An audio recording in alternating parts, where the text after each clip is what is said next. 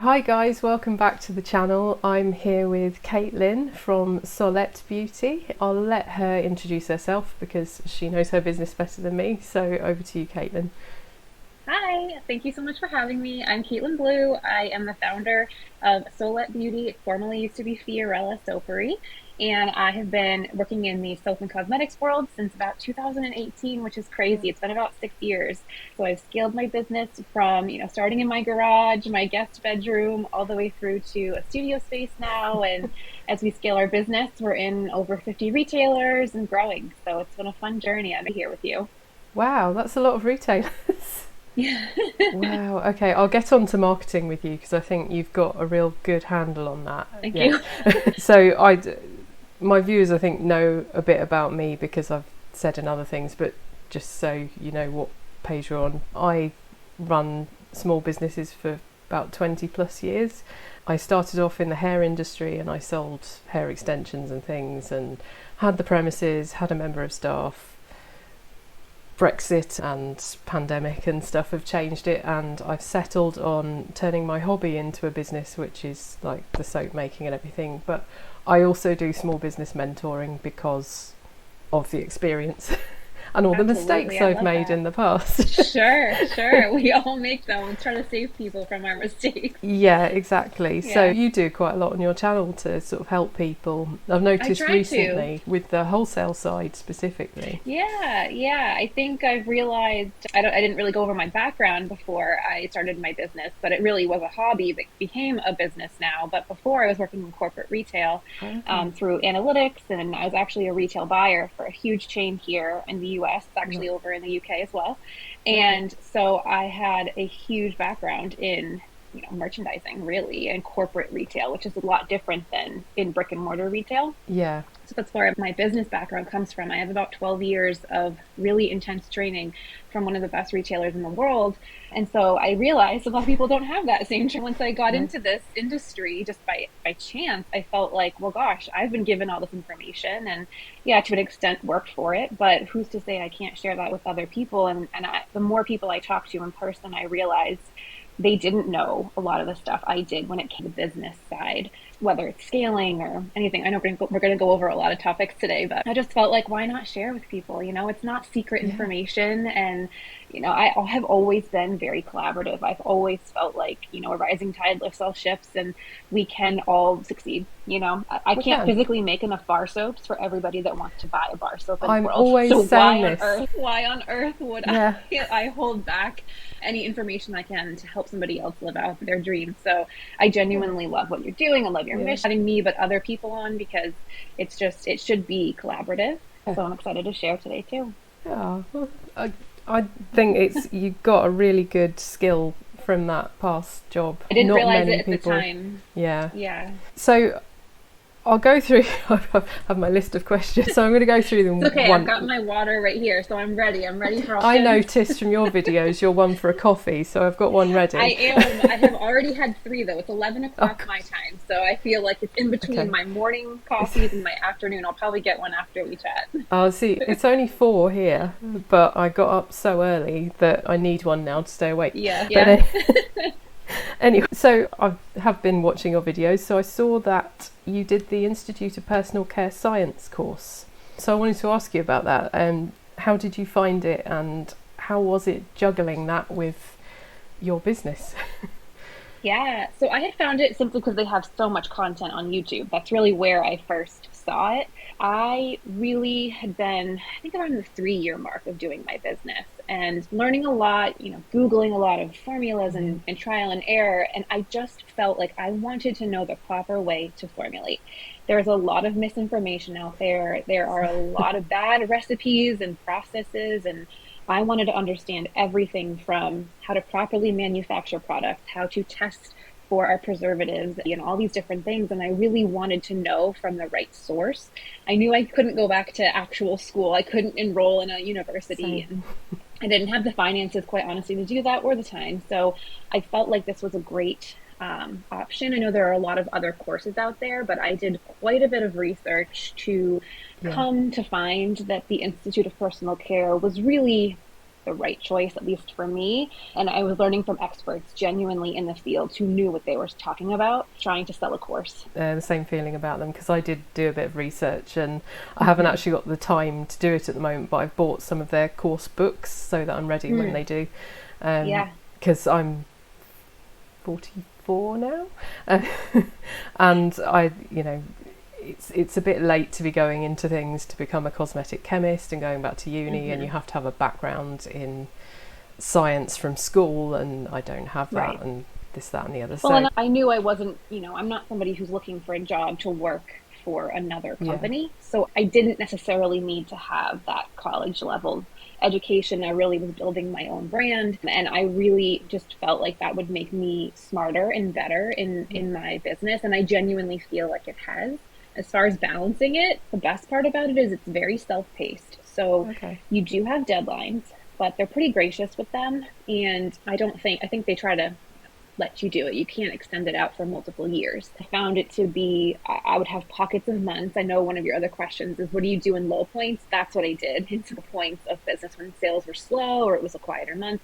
I really buckled down and pounded out as much learning as I could. And I do like that it is sort of segmented out. So you do learn in sections and you grasp, the basics, and then you move on to the next. So, and they don't even give you the information until you've sort of passed that first segment. So where they're, just taking your money and you download all the PDFs and then you're done. You have to submit your tests. I actually had to send my products back to Australia to have them test them to make sure I physically made proper products. So that was really interesting. So it's not, it's very legitimate. It definitely are, there was some courses where I had some questions that I didn't fill out just properly enough, and they were like, "And do this." But the thing is, they do let you go back, and they do sort of point you in the right direction, because it's not, they want you to be successful too. I mean, if you're signing up for this course, most likely you're very passionate about it. So you want the right information. They're sort of there to check to make sure you're grasping it properly. So I really enjoyed the experience. I think it took me about 9 months to complete from start to finish. But I definitely, there were weeks where I'm at home right now in my home office. I sat in this room and just read. I would fall asleep on my couch here. The lectures are great, but it's been a while since I've been in school. So, there were times where I'd be like, oh, I missed the 45-minute lecture, but you can go back and watch it again. You can watch as much as you want, multiple times. So it really is what you make it. And there's reading, videos.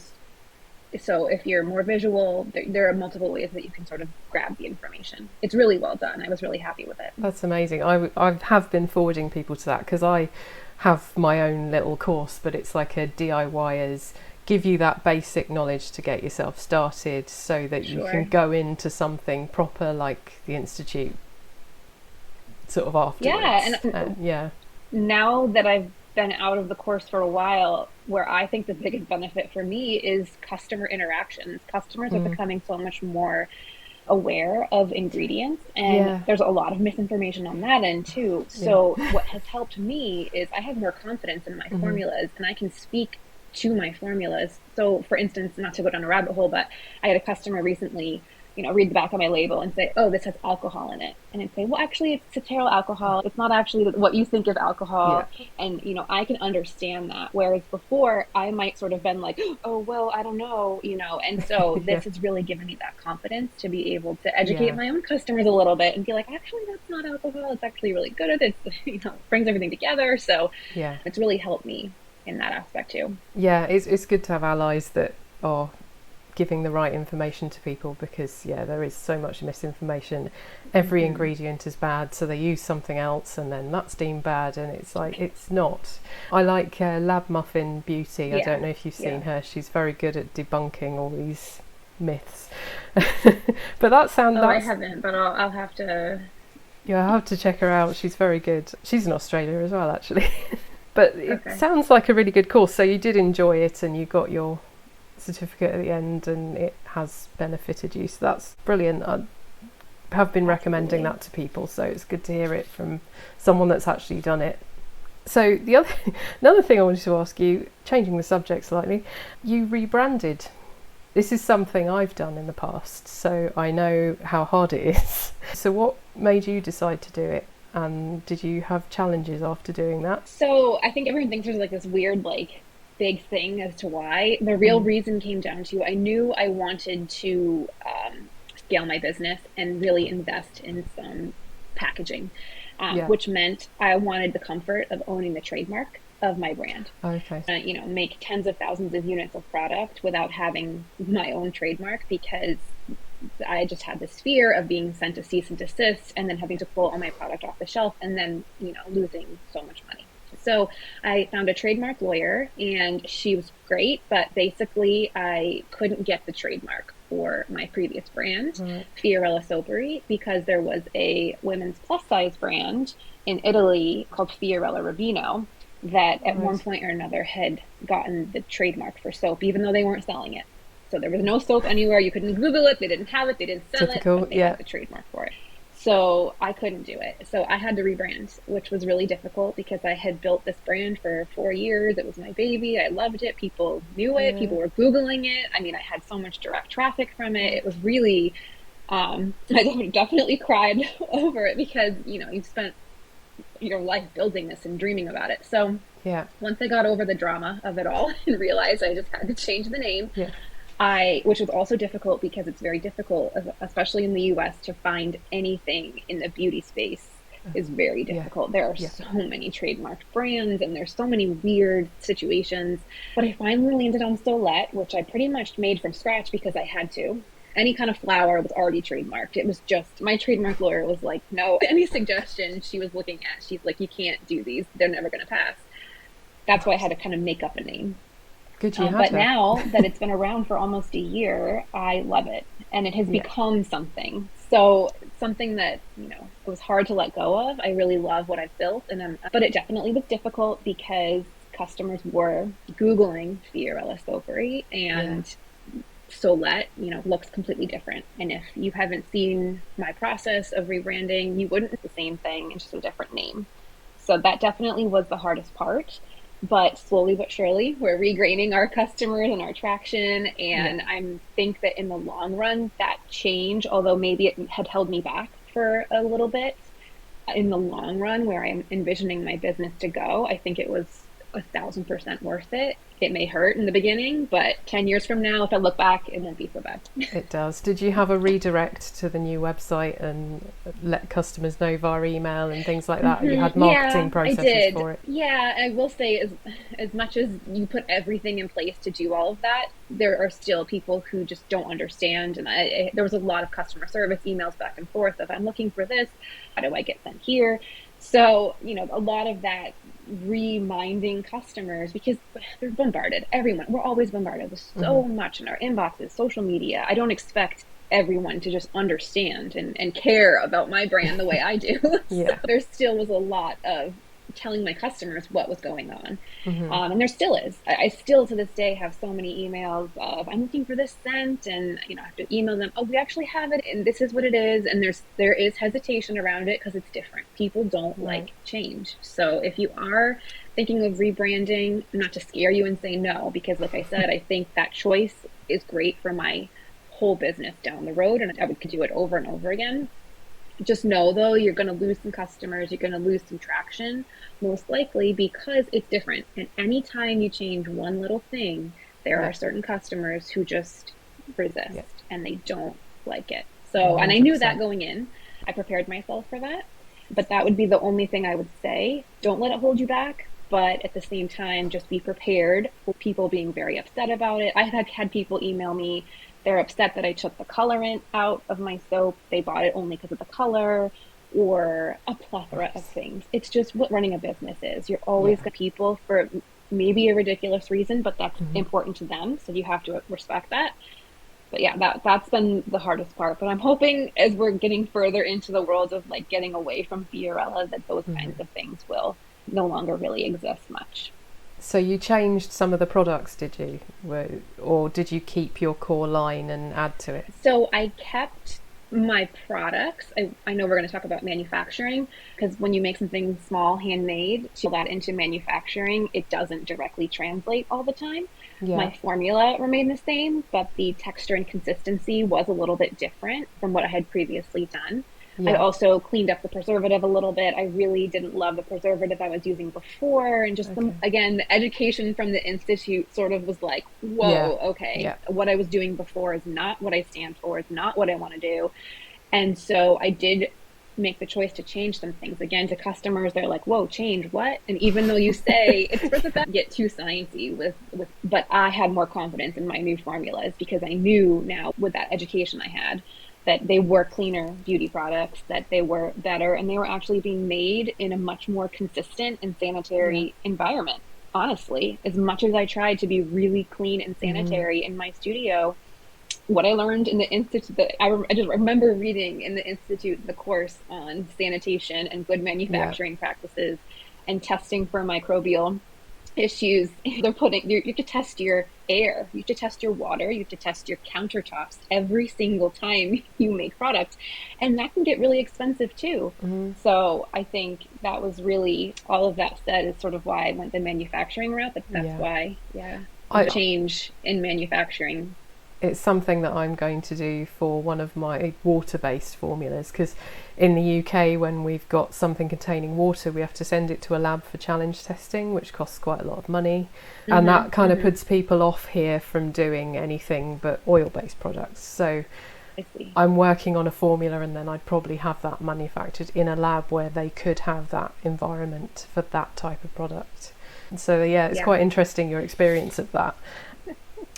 So we've covered the rebranding really. Are there any tips you'd add to the rebranding for anyone else looking to do that? I would assume most people rebranding, you're doing it for a reason. And we always learn, right? Most people rebrand because they learn down the road or they elevate or whatever. I think just prepare yourself for changes and know that could be a struggle for you. I've had friends that have done it and it hasn't been that bad. So Mm. really, I think every individual case could be different. Yeah, When you make things by hand, you have almost total control over the timing of your launches. yeah. And although I knew this in my background from working in corporate, my launch got delayed multiple times. It was supposed to be in May. It didn't actually launch until September. And the real reason of that was because of my packaging overseas and just all that Mm. transit time, things getting left at the port, Yeah, waiting, all these checkpoints, customs, things that I knew about, but just, I'm a perfectionist. And I said, well, all this stuff is going to be here in May, so it's going to be perfect. And so I went quite a while without any income, which was really hard, and was certainly not the plan. So I think that was more of the manufacturing side, not so yeah, much the rebranding piece, but those two things together was a difficult yeah, piece because you're sort of quiet for 6 months. I didn't have as much to share. I didn't have product to share. I didn't have anything, and it was a weird time. So I would say when you rebrand, maybe just try and do it as quick as possible so that you don't have at all. So that when yeah. you have everyone's attention, it's move it right over and just cut the cord. I would get rid of like your previous brand and just start fresh so that people know. The way I did it was, this was when I sold braiding hair. I combined the two, so I had the old brand and the new brand together, and then just phased out the old brand, and then the new brand was left and everyone was used to it, which worked quite well if you're able Oh, to do okay. that. Yeah. And then just Mm-hmm. communicated it to my customers quite a lot. But it is a tough thing to do, so it's nice that you've come out the other side and you're doing well. And I Yeah. think it is And the way other worth it. piece, yeah, I'm gonna say the other, as you were talking, the other piece of it was I do a lot of wholesale. So I had with Fiorella product, they Yeah, can't just switch over immediately. yeah, They usually buy stock for a couple months time period. So in my mind, it was okay, let's stop Fiorella. We're going to stop shipping. I'm not going to make any more product. We're going to sell it through. And there will be a little bit of a lull. It was supposed to be a month, ended up being like 6 months, so that my retailers could also sell through their product and then it wouldn't be competing because yeah, I also felt that people would always gravitate towards the new. So you do sometimes run that risk of if you have a lot of your old brand yeah. That's the and you point. relaunch and bring all this great new stuff, people will sometimes go for that new and then you're stuck with your old stuff. again, it's so hard individually. There's not like a Yeah, black and white I think, rule about it. It's what works for you and your business. yeah, exactly. And it's a more custom product, the cosmetics, whereas when I was selling hair, they're the same thing. So whatever we gave the customer, it didn't matter what branding they had, they were still getting the same product. Right. We were chatting about you getting the products manufactured for you. So was that purely the GMP kind of decision, or was that time based as well? Were you finding you didn't have enough time to make all the products yourself? I think it was both. The number one was absolutely, I just felt like I wouldn't have been able to sleep at night if I felt like I was not properly making product on a consistent basis. Found that as I was scaling up, and there was one of my products that I was using a base for, that was incredibly inconsistent coming from the manufacturer. I would Right. open up the base and it would be super liquidy, it could be super hard, and I Oh, didn't yeah, appreciate yeah, that. But I just yeah. felt like, whoa, wait a minute, I'm trusting this supplier now with this base, and it's different every single time. I off of inconsistency. So that was a huge piece of it too. I will say I definitely was at a point of burnout before I decided to manufacture. So I think Mm. that's the piece that pushed me in that direction, Yeah. because I was basically at a crossroads. I could do two things: my products, which is the path I chose, or I could try and invest that money in getting a proper studio, getting the proper equipment, doing all the proper testing, and keeping everything in house. But that was also going to cost me like $100,000 in equipment. And, Yeah. so I felt like where I was in my business, it doesn't mean that I'm never going to do anything in house. I do love, I'm a control freak, so it was very hard to Mm. trust a partner in taking some of my products over. I'm very fortunate that I was connected with one. I did a bunch of interviews with a bunch of them, got tons of product back, so I'm really grateful where I landed. But that was the better choice for me financially too, to have Yeah. someone manufacture versus having to do it the proper way on my own. Yeah. And then Yeah. I would have had to hire employees, and it just felt a little overwhelming. Yeah.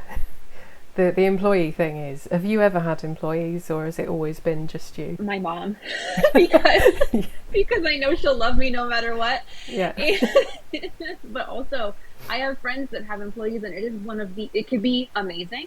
I have Yeah. this dream of having people that work with me, and we're just one big happy family. But that's like a nice dream to have. Unfortunately, I think a lot of the times with employees, I hear more difficult stories from friends of mine that have hired people. And I also think for me, I've also heard from many people who we all know in the soap world and might look up to. One in particular, she has a brick and mortar store, and she had an employee come and take all of her formulas and march down the street and open up a store a couple of Ouch. blocks away and with all of her formulas. Wow. So I just felt like that was another piece that we always have to think in the back of our head. As much as we all try to be Yeah. collaborative, you do have to be aware that when you build something, there are certain people, it is a small percentage, but there are certain people that will try to take advantage. So I just felt like that was a big stressor that I Mm. also didn't want to deal with, is handing Yeah. over my manufacturing and formulas to somebody who could easily leave the next day with everything. Yeah, that is a big thing. Would you ever have a bricks and mortar store? I feel like every soap maker has a dream to have their own store. I don't know what it is. I think that we just love the aspect of it, and it just looks so beautiful. Every time I set my products up for a market, I just love seeing everything all Yeah. set up. I am never someone to say never, because everything changes. You opportunities present itself. Yeah. Currently, I don't have any goals to open a brick and mortar store. I have so many amazing retailers that sell my products, and I love that because they're all so different and unique, and like 50 places. There's 50 Yeah. stores today right now selling my product. So even though I may not be actively selling right now, I have people doing it for me, and I do love that. Yeah. But I don't know. We'll see. The overhead is the hardest part. And where I'm Yeah. located, I live in Massachusetts, just outside of Boston. I Right. mean, the rent of most places is $4,000 a month just to rent the place. Wow. So, That sounds like round here. yeah. Yeah. I mean, it's probably everywhere, but there's not, where I am, it's so oversaturated. You aren't going to find a good deal on rent. And Right. I also don't want to be sitting at my store 24/7. I do have a lot of flexibility in my schedule. I'm all over the place. And when you do a brick and mortar, you kind of are stuck there. And again, unless you hire someone, but I don't know. It's a difficult one, isn't it? I haven't done that myself, but I've done the market thing and everything like that. And I used to want the store. I used to want the big warehouse with the shop front. I think as time's gone on, I'm just happy in my own little space, just doing it on the internet. But we'll see. It may be something I want again in the future. Because your shelves always look so beautiful in your videos and everything, with all your packaging and everything, and it would look nice in the shop. But you've got so much there. Was it just the most terrifying thing buying in that volume when you relaunched? Absolutely. I remember the day I had to wire my first $25,000 to my manufacturer. I'd never wired money before. So I just was standing at the bank like, how do I even do this? And then I just remember and heard the tellers asking me, okay, is this the right amount? And it's just, your whole body just shuts down. You become numb for a minute. But so absolutely, it was terrifying because I had spent, as a corporate buyer, you're spending millions of dollars a day sometimes. So the numbers don't mean anything in a way. Yeah, but it's not your money then. Exactly. You're like, it's quite terrifying, which I think, again, is maybe why I sometimes can feel protective of, because I've invested everything I owe. Every penny I have ever made has gone into building my business, which is incredibly risky, and most people would tell you that was pretty stupid. But I just have this feeling within me that is right, that it makes sense. So even of it, I still have this, maybe it's blind optimism of this is supposed to happen. So I think it's called drive. I like that better, because I don't like to think, of just thinking of everything in super positive, unicorns and rainbows either. But it was very terrifying. Did you have any buyers lined up for any of that when you bought it? Or was it this all like, I'm going to get this stock and market it and that? Not when I bought it, but I had spent the last 3 to 4 years building really strong retail partnerships. So I probably had about 20 retailers that definitely were going to buy from the first round. So although I didn't have purchase orders in hand from them, there was not really, and I had told them to, by the way, before I even decided to rebrand, that it was happening. So my retailers knew what was going on. They had an advance. So even in that downtime where I had no product for them, they were prepared for it. I kept them in the loop on everything, because it's important to them. They're up against a lot of sales, and customers were coming to their store like, what's going on? I wanted this soap. And so I was very open with my retailers. And I think because of that, they were ready to back me up once the product actually got here. So that was really, you could really buy with a bit of beginning. Confidence there. You knew that you'd very likely. Yes. That's good. Because it is terrifying. I've been there and done that. So how did you prepare yourself for the relaunch? Obviously your corporate background helps you somewhat with the marketing side of it. So what kind of things did you do to prepare your customers and get them to know that you were relaunching? So I use email a lot. I actually feel like I could use it even more. So I had created this email series where I could bring people along a little bit behind the scenes and give them the heads up of what was happening. So it wasn't this one email blast. All of a sudden, when the product was here, okay, Solette is here. I really gave them a few emails where it was like, okay, we're changing our packaging because we've secured these recycled ocean plastic jars. And that's the reason why, is because we want to become a much more sustainable beauty brand. And then piecing them together with, okay, here's what the Fiorella scent name was, and here's what the Solette will be. And there was a little bit of that, so that when launch came, customers kind of knew that A, it was happening, and then B, like how to shop. And I always make myself available. I'm very active on my DMs on Instagram. So my customers definitely know if they have a question, they can reach out to me. Same thing with email. Every email, I like a little note in it, whether it's from me or at least say, like, you can reply directly to this email. It goes right to my inbox. Just be open with them. That helped a lot. I think that goes back to customers want to know the face behind the brand. So I sent an email about why I was changing stuff. I sent an email about my past and thanking my customers for their loyalty, because that's really important, that you are thanking your customers for continuing to be there. They don't owe you anything. So the fact that they show up for you and support you and cheer you on, we need to take that really seriously and show our appreciation to it. I do feel like, I think times are tough for everyone right now, and I can find myself slipping into it too, but we can't make our customers feel bad ever. We have to do the opposite. We have to make them feel like they are the most amazing people in the world, because they are. They're supporting our dream, and without them, we would have nothing. Yeah. So 100%. I really try to hit those points before my launch in an authentic way, of course, not just to have a great launch, but I wanted people to know how grateful I was that they were even still caring after this long. Yeah. I think your passion definitely comes through, and I think customers pick up on that, definitely.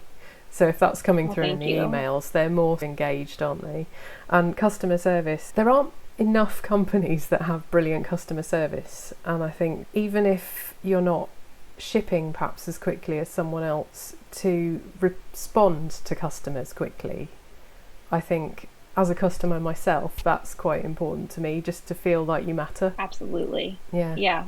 I probably check my email way too much. My husband thinks I'm crazy. He's like, your phone is always in your hand. But that's because I check my emails, because if there is a customer service, something or other issue or question, or I want to be available in real time. Because also, if someone's on my website and they have a question, I want to answer it right then and there, so then they feel like they can purchase right then and there. I want to make that sale, and I want to make it easy for them. But yeah, I've gotten a lot of emails back of people saying, your customer service is amazing. And that is my number one priority. Yeah. It's just so important, because I know how it feels to have terrible customer service. And there are brands I will never purchase from again because of a bad experience.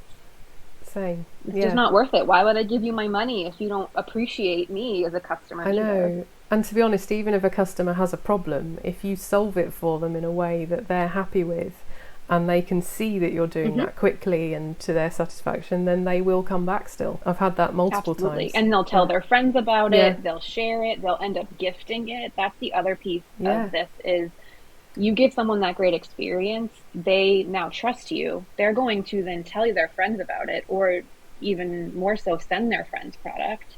And you've just expanded your customer pool by quite a few. So there is nothing. I have read so many books on customer service. I think it's more important than marketing. I think it's more important than building a beautiful looking brand or package, anything. I think your customer service is the number one thing you should focus on, because without that, you're not gonna grow, and people aren't gonna really want to come back. Yeah. When I first started my business, there wasn't social media really. It was like MySpace and LiveJournal and things like that. And I was part of the goth community at the time, and I posted on a internet forum just saying, I can't get hold of these colours of the synthetic hair that I use, so I'm starting to supply it. That was my marketing. And from then on, it was literally word of mouth that grew the business. Which I think is still the best way. Yeah. Yeah. Word of mouth to me, it converts the most out of anything. Most customers I still get are because, I saw this soap at my friend's house, or she told me about you. It's still the best. So giving that customer service is the most important, in my opinion. 100%. And do you use email to communicate with your customers regularly as well? And do you have social media accounts? Obviously you've got your YouTube channel as well. When did you decide to venture into YouTube, and why did you decide to do it? I can't remember when. I want to say it was like either 2019 or 2020. I can't quite remember.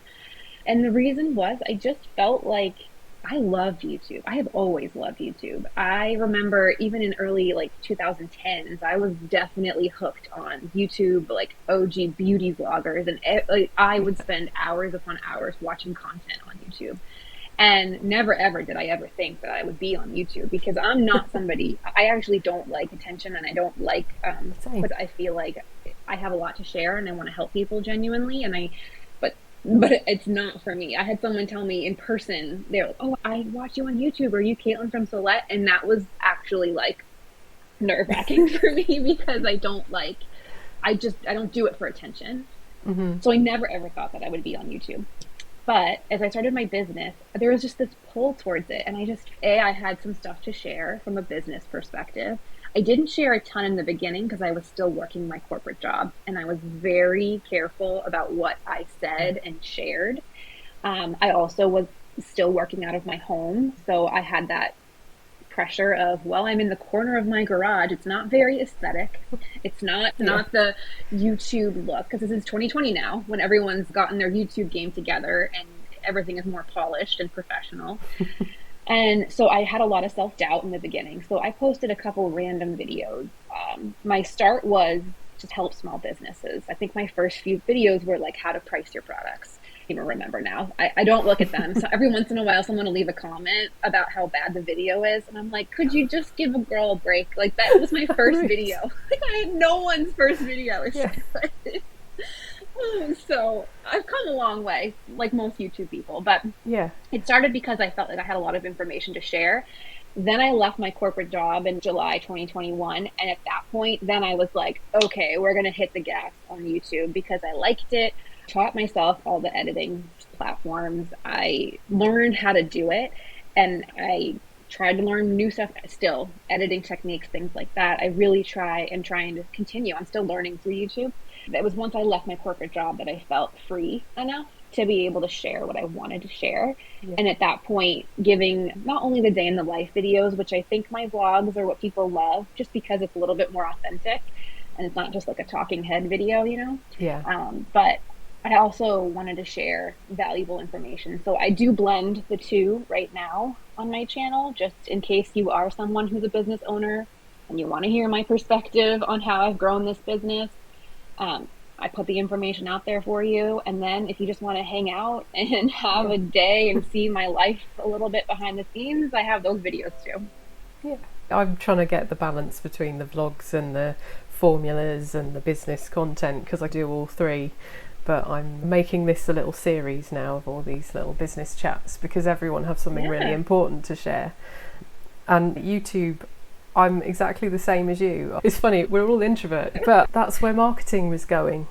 And if you weren't on YouTube, it was like, well, where are they going to find you? You had to pick one social media platform at least. And some people gravitate towards TikTok, and I'm more towards YouTube. But I am enjoying it as well.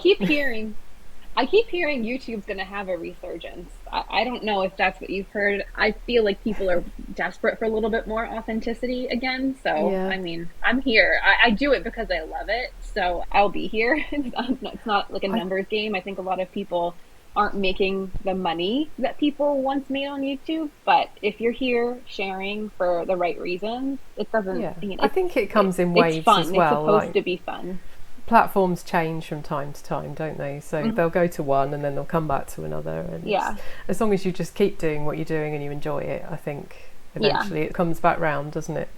Yeah, pretty much the same journey as you then. You mentioned pricing actually as one of your first videos, and I get a lot of questions about asking how to price your products, and I actually created a spreadsheet that people could download to help them plug in all their information to price their products. So I'm asking everyone, what's your process for pricing your product? So I always approach it from two ways. Obviously, you need to know what your costs are, your raw materials costs, like what it actually costs you to make that product. But I then it's my retail background. I look at what I think I can retail that product for. Because if you just simply look at the cost and you multiply it by a number, that's great. That's all well and good. But you could be outpricing yourself in a certain category. So what I mean by that is, let's take jewelry, for instance. It's not like any of our products, but like this necklace, for instance. What do I think I can get from a customer for this necklace? Is it 30? Is it 60? Is it 100? Because it might cost someone $5 to make this necklace. Depending upon where you're selling it, who your clientele are, how you're marketing, what your branding is, there's a lot of factors that tie into it. It's not something like you shouldn't be retailing it for $15. So I think you have to really do research. It's actually called like competitive analysis and competitive shopping. So I always tell people, go to an Anthropologie, go to a Target, go to the mass market stores, go to the mid-market stores, and then if you are trying to sell luxury, go to the luxury type stores. What do those price points look like? What are they selling soap for in a Nordstrom here versus a TJ Maxx or a Target? Very different, but it's all soap, but it's different. Yeah. So, and I think there's a brand, Flamingo Estate, their bar soaps are like $60 for a bar soap. And it's big, it's a big block of soap, but their marketing is so niche and luxury that they're able to get $60 for a bar soap. It's I think about it's 60, the perceived don't quote value. me, but videos of them harvesting all of the lavender from their field. It's very, very artisanal, but they've put that marketing behind it, and people love what they do. So it's really hard to. There's not a formula necessarily. I think people want a formula, but that's also why it creates so much confusion, because it's not that simple. The pricing calculator that I have allows you to work out what it costs you to make the product, work out what your time is worth, and then on top of that, you add your perceived value. And that's what your branding represents, what you represent, what your brand's mission is. And I think that's, like you mentioned, going to all these places and finding that for yourself. Yeah, absolutely. And I feel like those calculators are still great. It sounds like the one that you've developed is great too, because I think what happens for most people is they actually don't retail their products enough, and then they end up losing money and they don't know they're losing money. Yeah. So it goes on both ends, trying to find the right retail, but those calculators are great because I do think people look at it, and once they plug all their information in, realize, oh, wait a minute, I'm not making any money, and that's why I'm not growing. Well, that's what they're designed for, just to check you're making a profit before anything else, because there are times when I didn't do my calculations properly in the beginning and I was losing money on things, and you have to get that right or you're going to fail fast. Yeah. That's why it was my first video. I was like, like, if I'm going to help anybody, it's going to be to price their product. Yeah. At least so they're not losing money. Lots of people get worried over here because I don't want to keep repeating myself in these videos, but we've got these flexi assessments where people can buy a pre-written assessment and it's like a safety report, and that includes a recipe which allows you to sell things legally, and it'll usually be a Stevenson's base with a selection of fragrance and colour options, and then you can be creative with those. So what you end up with is lots of people with the same product essentially, but it'll be in varying colours and different labels obviously, but you get some people pricing at £3.99 for a tub of whip soap, and then you get others pricing at £15, and the people pricing at £15 start panicking because they're like, oh well, so and so's at the market and they're selling the same thing for this. And this is where you have to find your USP and your perceived value and really work on your branding and where to position yourself. And I think that's what people struggle with, because you're very good at marketing. Oh, thank you. I think because you've done a whole wholesale series, haven't you, at the moment on your channel? So I'll link Caitlin's channel below so that you can go and check this out, because she's going through selling on Fair, is it? I tried Fair once before, and reaching out to actual retailers, which is quite a hard thing to do because there's a way to word things. Absolutely. Because often emails like that don't even get opened. I know this from trying to reach out to creators at the moment, because it's very hard to word things so you don't come across as either spam or an influencer looking for free stuff. Right. So I recommend anyone looking to wholesale going and watching that series, because it's really good. And obviously it's working for you, because 50, that's... Yeah, I mean, it is a grind. It is not easy, and I have more rejections than people accepting it. So as long as you know that, it's a steady race. But I think that I've been doing this for 6 years. I have over 50 retailers. I'm continuing to try and open more, and I'm happy to give all that info to everyone as to how I've done it and how I might be changing my own strategy. I'm constantly changing things. As things evolve and change, we have to adapt too. I think there's 5 videos. I'm actually going to film one today, one of the final ones, just like a Q&A. Yeah. But I think there's going to be about 6 total videos by the time the series is over, just covering everything and anything on wholesaling your business. Yeah, it's a bit weird here because we have to have a responsible person and report our products on a special portal and all of this stuff. So wholesaling and white label. We're headed there. Yeah, you aren't you? I'll get to that in a sec. Yeah. See what you think of that. Because if someone wants to buy my products and then label them with their brand, there's this whole thing with who the responsible person is and who puts it on the portal and this whole legal thing. So it's a bit more of a faff. But yeah, the regulations, you guys, it seems to be changing by the minute. What are your thoughts on it? Well, now I am grateful that I have my manufacturer because they're naturally going through all of that anyway. You're referring to MocRA, right? The MocRA Act. So, and for those that aren't aware, and I'm not as well versed as I probably should be, but basically we're gonna have to do the similar thing of reporting our products, making sure that we're following good manufacturing practices. I think it's our government's way of trying to genuinely crack down on some possibly tampered products out there. There are a lot in our space that don't take the time to learn the proper way to do things, and they are putting product out there, and consumers are putting that product on their body and their children, and it could potentially be dangerous. And I do think that there needs to be some regulation with that. So I like that we're headed in that direction. I do think there is a gap, though, depending upon how big your business is. If you make less than I want to say it's like $150,000 in revenue for your business, you don't have to report your products. Right. So for really, I think there's a fear of small makers being put out of business completely. So there's that little caveat if you're just getting started. I think it's good. I think that consumers here in the U.S., everyone in the U.S. looks to European Union standards as far as ingredients and what's allowed and not allowed, because there's like a level of comfort. I think consumers in America feel like everything is bad. There's always this blog over here is telling you can only use essential oils, and someone over here is telling you that X, Y, and Z ingredient is actually good for you, and it's so confusing. So I do think that having a little bit of standards is good for the U.S. consumer.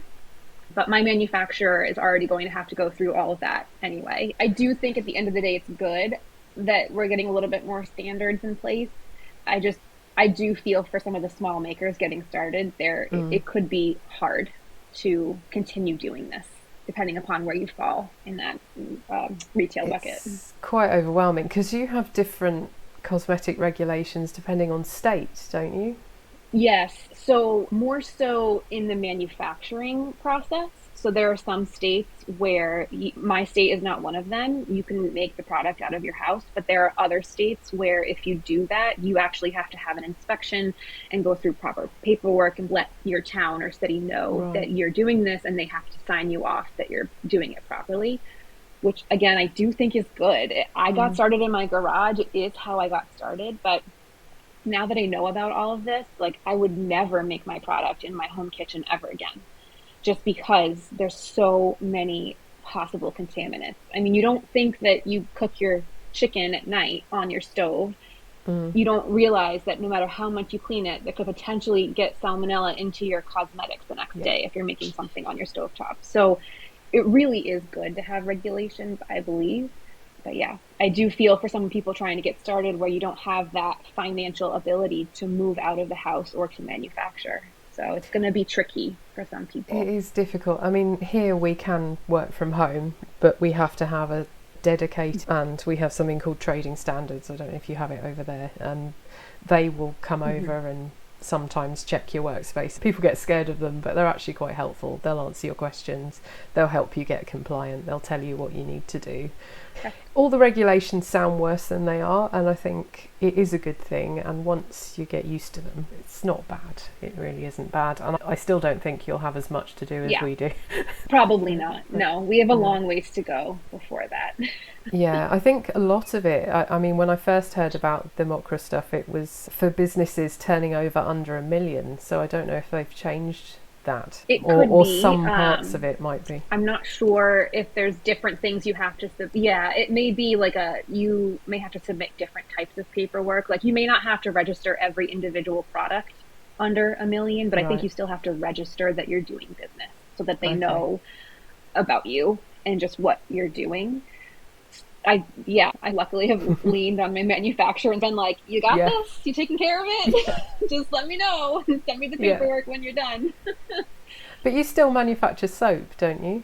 And that's not a Bar not a soap. Yeah. cosmetic. So it's not considered a cosmetic Yeah. under our FDA regulations. Bar soap is the only thing separate. It's bizarre to me. I don't really understand why, but according to the FDA, a bar soap is not a cosmetic. Everything else pretty much is. Even if it's anhydrous, it's all cosmetics. Right. So with even labeling your bar soaps, all you have to do is put bar soap. You don't even have to put the ingredients on the label in the US for a bar soap. You don't have to. I think you should. Okay. But you don't legally have to. For some, I mean, hopefully that's changing too. But I've heard stirrings that it might, but yeah, it's interesting really how things are viewed around the world. But do you make much soap? Is that pretty much the only thing you make now? it's the only thing I make. I've been making soap this week to restock, but I really only do it once every couple of months because I make such big batches. I'll make 1,000 bars of soap and be good for a little while. You don't have to, because I still am running out of space in my studio. It's about 400 square feet. So in order to get all of your materials out and have the curing and everything, it takes over 100% of those production weeks. So I'll plan out a week and say, okay, everything, clean the studio, get it ready for production, make the bar soaps, and then after that, we're good for a couple months. Yeah. It's also not my best selling product. So it's sort of just, it's how I started. I personally love it. I love to make it. I just think it's so beautiful. And I still have customers that do buy that specifically, but it's out of all my categories, it's the lowest one. So it's not something I'm pushing a ton. I wish I made more. I wish people had more love for bar soaps in my brand. Maybe one day. So what is your core line then? So I call it a whipped cream cleanser, but essentially it's a whipped soap. I do a sugar scrub and a body butter and then the bar soaps. And I just recently added some candles just because I've always loved the two together. I just think it makes a nice gift set. Yeah. And this is a really good example of not doing too much. Because I get so many people are like, oh, I want this and I want that, and they want so many products when they first start. I think not only does it just become too much for them, but it confuses the customer as well. And do you have many scent 100%. Options within each one, or? So I have 6 scents right now. Okay. And that was a big learning for me. Before I rebranded, would do seasonal scents. I'd probably come out with 3 or 4 every couple of months. And I do think there's an element of excitement around that, and that does drive a lot of sales because customers are always wanting something new. Love to be seasonal. So I am coming out in fall with 2 more scents, and then I will have a holiday scent because at that point it will be a year, and I do think my customers want that seasonality. Yeah. So I am bringing an element of that back in, but at one point, I think I counted, I had 20 scents available at the same time, product, and it made it so that there were scents that I couldn't sell. They just didn't sell because you had too many options, and customers usually went for the best selling ones or their favorite, or maybe one new one. But I would have scents that I would make a batch of, and it would just sit there for 2 months, and then it would become seasonally inappropriate where I would end up marking it down just to move it to the sell at that point, because I never like to sit on product. I never want it to be on my shelf for too terribly long. No. Well, they have a shelf life, which is also scary about manufacturing because absolutely. So that was the struggle with the seasonality piece.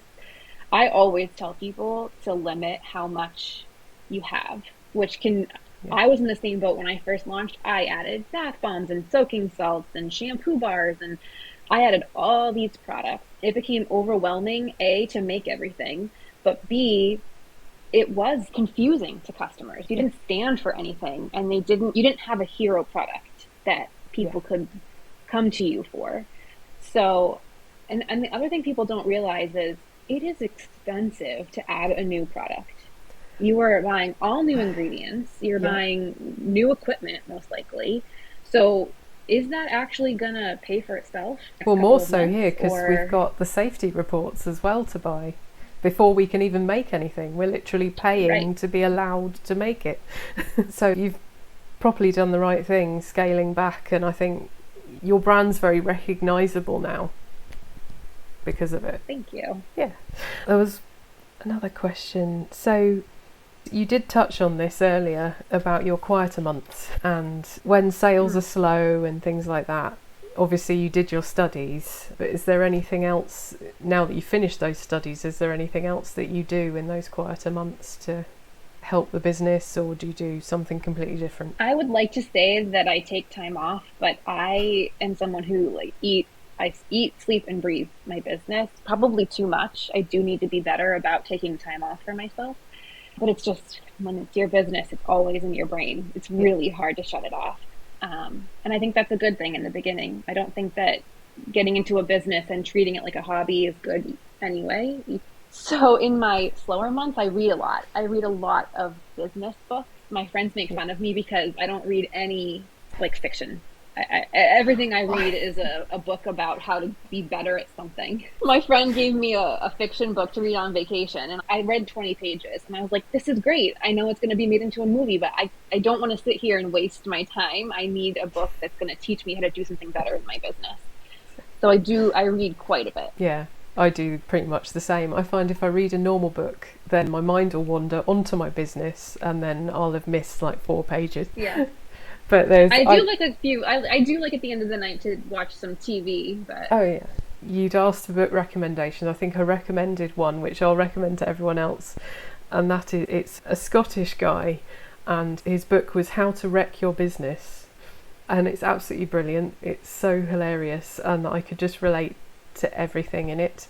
Because people ask where my business name came from. I called my business Revega, and my name, although spelt differently, came from a stupid show called Silicon Valley, which it's people call things their spirit animal. That show is my spirit animal, because although it's like in the tech space, it is about people struggling to grow their business and all the things that just go wrong, and I just relate to it so much. And in that there was a VC company called Revega. So I stole my name from that and just respelt it. So yeah, he had a lot of struggles in that book, and I could just relate to every little bit of it. And I think even if you're in another country, you'll get it, because if you're in on your business, you are all in. And he is a prime example of just growing too fast and all the mistakes he's made, and it's a brilliant read, so I highly recommend it. I've added it. I added it to my list. I just have so many to get through. I won't let myself purchase another one until I've finished the ones I've already got. Yeah. You're on the marketing, is it the one-page marketing plan? I've read that one. That's a good one. Yeah. Anyone looking for marketing tips. They keep it nice and simple for that, and then you can do the little plan afterwards. But yeah, so what is, in terms of marketing, what's your marketing plan? Do you have a schedule of things you do each month? Do you market your business in a certain way each month? In this phase of needing to refresh my marketing, the way I started was when social media certainly was pushing smaller accounts, handmade accounts. It felt much easier to find a demographic of people, and I think people were more engaged, specifically on Instagram. Mm-hmm. So I've felt the need to really have a renaissance with my marketing and really just figure out a new strategy. Because what I'm doing right now doesn't feel like it's working. And I also need to find where my customers are. I think that we're bombarded by so much, and there's just this fakeness about a lot of social media. It's not engaging anymore. It will feel bad about themselves. Whether it's your account or not, people are scrolling and they see something, and it's got this weird thing going on. I don't have a plan right now. I've been trying to be consistent and just talking to people, updating people, being there, because that's part of it. Just showing up and reminding people that you're alive and you're there and your business is there is huge, because there's just so much coming at people these days. So I do think it's important to still be feeding that beast of social media. But as far as what I'm doing in the future, I'm still trying to work it out for me right now, trying to deal with what's going on in all these different marketing channels and sort of stay relevant, which is very hard. Yeah, I think that's where YouTube comes in, because at the moment I think I forget who said it, but you should be giving 80% and then taking 20%. So you're always giving value to people. Every email you send should be giving value. Every thing you put on YouTube should be giving value to someone, and eventually that comes back to you, basically. Same thing for Instagram and TikTok and all of that stuff. If TikTok exists in however many months, who knows? I know, who knows? Are you on any other social media? I mean, I've always been of the notion that whenever a new social media platform arises, to get your handle and figure it out. I have a TikTok account. I don't post consistently on there as much as I probably should. I do mostly Instagram and then a YouTube channel. I have been exploring Substack a little bit. I've heard a lot recently about Substack, and I've only posted one thing under my Solette Beauty, and it really is just a repurposed newsletter. So my email newsletter that I send once a month, I've just put that on Substack. Again, just to put something out there. I do find with the social media platforms, when you're an early adopter, you do tend to get a little bit more visibility, and then it becomes saturated and really difficult, kind of like what we're experiencing in Instagram right now, and even TikTok, quite frankly. So the thing is, for me, I don't want to chase the trend. I don't want to just jump on to where things are. I want to be very thoughtful and methodical about what I do, and that's why I'm taking a step back a little bit and trying to figure out, okay, what do I, Caitlin, want my brand to show up as on these platforms? Not how do I get 1 million views, because that's not sustainable, and that's not how you really build a brand. I'm in this for the long haul of building Solette into being a well-known brand. It takes a lot of thought behind the scenes and figuring out what that message is before I even create content. So that's kind of then that spot that I'm in now, trying to figure all of that out. You want to engage people, because you could have 1 million followers, but only 10 of them might be interested. It's like but if you could have 200, but every single one of them purchase something, they're the ones that you want. So it's about finding your people, really, isn't it? Absolutely. Yeah. The final question that I ask everybody is basically your tips for anyone starting out doing what you're doing. I know it's a very broad question, but if you could say anything to anyone wanting to start, whether that's a warning or a tip for success or anything. I think for me, my biggest tip for people, whether you're starting out or you've been doing this for a long time, is to figure out your why. I know that kind of sounds a little like dramatic, but my reason for saying that is no matter what, when you run a business, you're going to have high points and you're going to have low points. And in those low points, especially when you run a business by yourself, it can be really hard to pull yourself back up, pick up where you left off, and get going again. And it sounds easier when you say to somebody, oh, we'll just brush your shoulders off and get back to it. But when you've been beat down a couple times in the same day or the same week and things just are not going right, you need to know your why, and why are you doing this? Because that's your motivator. That's what reminds you of, okay, like we're doing this for a reason. So we're going to have low points, but I'm so motivated to do X, Y, and Z. And I think sometimes people think the why has to be global, world changing. You don't have to change the entire world. That doesn't need to be your why. I think your why can be that you're trying to make some income for your family. And that's a personal why. Maybe you don't have to share that with your customers, but that could be a why, and that could be your motivator. Maybe it is that you want to be extra charitable and you want to be able to build a business where you can take some of the money that you've made and donate it to a charity and make a difference in someone or some people's lives. Whatever your why is, it has to align with you and what your values are and what you want. We can't tell you what that is. I can't tell you what your why is, but identifying what that is has helped me tremendously in those low points, because they're inevitable. They're going to happen. You're going to have really bad days, and it is lonely being a business owner most often. We're all doing this by ourselves. And you can't use your husband as your therapist, although I tend to lean on him quite a bit. Him and my mom are my two go-tos. They're probably sick of me at this point, being in business for 6 years, but you have to figure out what that motivator is to keep yourself going. Yeah, I totally agree, because I think the people I lean on probably get sick of it as well, but I've been doing this alone for most of the time. I hired a friend for a little bit, but yeah, it is a lonely space, and you have to have your motivation and you have to know what that motivation is. So I totally agree with that. So I'll sign off for you guys on YouTube. I'll tell you to look in the description and go and see Caitlin's channel and watch all her videos, especially those wholesale ones, because they'll be really useful. And I'll see you in the next chat. And thank you very much, Caitlin, for coming on and chatting to us. Thank you.